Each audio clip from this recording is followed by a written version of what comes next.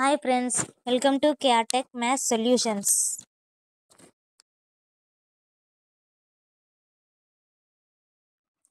ఊత, కుదురు పర్యాయపదాలుగా ఉన్న పదం ఏమిటి?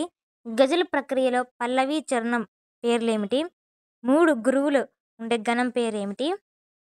రాయప్రోలు సుబ్బారావు గురించి ఇచ్చి వాటిలో కొన్ని వాక్యాలు సరికానిది గుర్తించమని అడగడం జరిగింది. గసడదవ దేశ సంధి మీద ఒక క్వశ్చన్ రావడం జరిగింది. పాత్రలు పాఠం పేర్లు ఇచ్చేసి మ్యాచింగ్.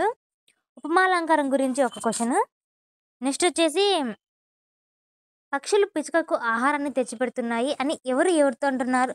ఆ టైప్లో క్వశ్చన్ వచ్చిందని క్లారిటీ అయితే లేదు, చెప్తున్నారు. సైన్స్లో చూసుకుంటే సున్నపు తేటను పాల వలె తెల్లగా మార్చేది ఏది? మానవుని రక్తపీడనాన్ని కొలిచేది ఏది? నెక్స్ట్ మెడ భాగంలో ఉండే అంతఃస్రావిక గ్రంథి ఏది? పోరాటన పలాయన హార్మోన్ అని దేనిని అంటారు?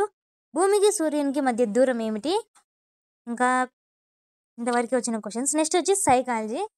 గేట్స్ ఆఫ్ మైండ్ బుక్ను రచించింది ఎవరు? గార్డెనర్ ప్రకారం ఫ్రేమ్స్ ఆఫ్ మైండ్ అంటే గార్డెనర్కి సంబంధించిన ఒక ప్రశ్న అయితే రావడం జరిగిందట. ప్రజ్ఞాలబ్ధి మీద ఒక ప్రాబ్లం ఇచ్చేసి దాని సొల్యూషన్ కనుక్కోమని చెప్పారు. ఉంటుంది కదా, మానసిక వయసు బై శారీరక వయసు ఇంటూ 100 ఆ ఫార్ములా యూజ్ చేసేసి. స్మృతి వాటిని చేసి మ్యాచింగ్ టైప్ ఒకటి అడగడం జరిగిందట.